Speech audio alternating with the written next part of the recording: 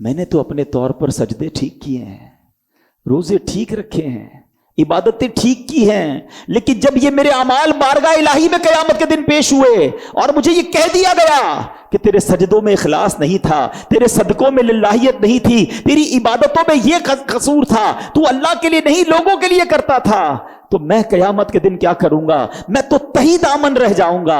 تو اے میرے میٹھے اسلامی بھائیوں، یاد رکھیے ہمیں اعمال بھی کرنے ہیں، وہ اللہ کی رضا کے لیے کرنے ہیں، اور اس کے ساتھ ساتھ کبھی اپنے اعمال پر سیٹسفیکیشن نہیں لانی کہ میں بڑا نیک، میں حاجی، میں نمازی، میں صدقہ کرنے والا، ارے میں کچھ بھی نہیں۔ اگر اللہ نے عدل کیا، انصاف کیا تو مارا جاؤں گا۔ مولا یہ جتنے آئے ہیں تیرے انصاف کے نہیں، تیری رحمت کے سوالی بن کر آئے ہیں، فقط اپنی رحمت سے ہمیں داخل جنت فرمانا، ہماری مغفرت فرما دینا۔ پچھلی امتوں میں ایک بزرگ ہوا کرتے، بیچ سمندر میں ایک پہاڑ پر تنہا رہتے تھے۔ اللہ پاک نے ان کے لیے انار کا ایک درخت اگایا تھا اور ایک میٹھے پانی کا چشمہ بھی نکالا تھا۔ انار کھاتے، پانی پیتے، دن رات اللہ کی عبادت کرتے۔ اسی حال میں 500 سال گزر گئے۔ 500 سال، ٹھیک ہے؟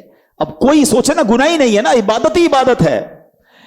حضرت اسرائیل علیہ السلام تشریف لائے، انہوں نے کہا کہ آپ کی روح قبض کرنے آیا ہوں، کہا مجھے اتنی مہلت دے دیں کہ میں وضو کر کے 2 رکعت نماز ادا کروں، اور جب میں سجدے میں جاؤں نا اس وقت میری روح قبض کر لیجئے گا۔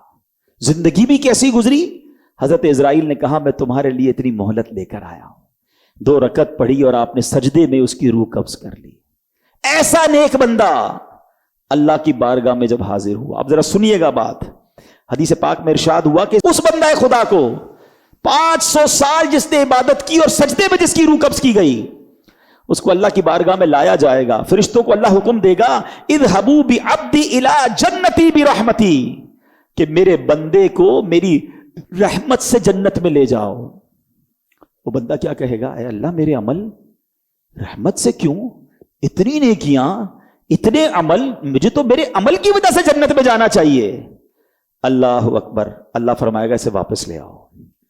میزان لگایا جائے گا، ترازو لگایا جائے گا، اس کی 500 سال کی عبادتوں کو ایک پلڑے میں رکھا جائے گا، اور اللہ حکم دے گا کہ میری ایک نعمت آنکھ جو ہے نا، اس کو دوسرے پلڑے میں رکھ دو۔ جو نعمت میں نے اس کو آنکھ دی تھی یہ دوسرے پلڑے میں رکھ دو۔ اللہ اکبر، صرف آنکھ کا وزن وہ 500 سال کی عبادت سے بڑھ جائے گا۔ اب ارشاد ہوگا کہ میرے بندے کو میرے عدل سے، پہلے رحمت سے جنت میں جانے کا حکم دیا تھا نا، فرمایا میرے بندے کو میرے جسٹس سے، میری عدل سے اسے جہنم میں لے جاؤ۔ اب وہ گھبرا کر عرض کرے گا مولا معاف کر دے، اے اللہ تیری رحمت سے بھیج دے، اے اللہ میں تیری رحمت سے جنت میں جانا چاہتا ہوں۔ اللہ اکبر، اللہ پھر ارشاد فرمائے گا اذهبوا بعبدی الی جنتی برحمتی، میرے بندے کو میری رحمت سے جنت میں لے جاؤ۔ یہ ہے اللہ کی رحمت، ورنہ اللہ نے نعمتیں اتنی دی ہیں نا، ہم سر سجدے سے ساری زندگی نہ اٹھائیں تو ایک رحمت کا بھی ہم شکر ادا نہیں کر سکتے۔ پھر وہ بندہ کیسے اللہ کی نافرمانی کرتا ہے جو اس کی رحمتوں اور نعمتوں کے بوجھ تلے دبا ہوا ہے۔ پلیز میرے میٹھے اسلامی بھائیو سمجھو اس بات کو، اللہ نے جس پر رحمت کی وہی بخشا جائے گا۔ وہ پنجابی شاعر کہتے ہیں نا، عدل کرے تے تھر تھر کمبن اچیاں شانہ والے۔ اے اللہ اگر تو عدل کرے گا تو بڑی بڑی شان والے بھی گھبرا اٹھیں گے۔ عدل کرے تے تھر تھر کمبن اچیاں شانہ والے، فضل کرے تے بخشے جاسن میں ورگے منہ کالے۔ اے اللہ فضل کرے گا تو میرے جیسے منہ کالے بخشے جائیں گے۔ تو اللہ کا فضل تلاش کرنا ہے، اپنے اعمال پر بھروسہ نہیں رکھنا، رب کی رحمت پر امید رکھنی ہے۔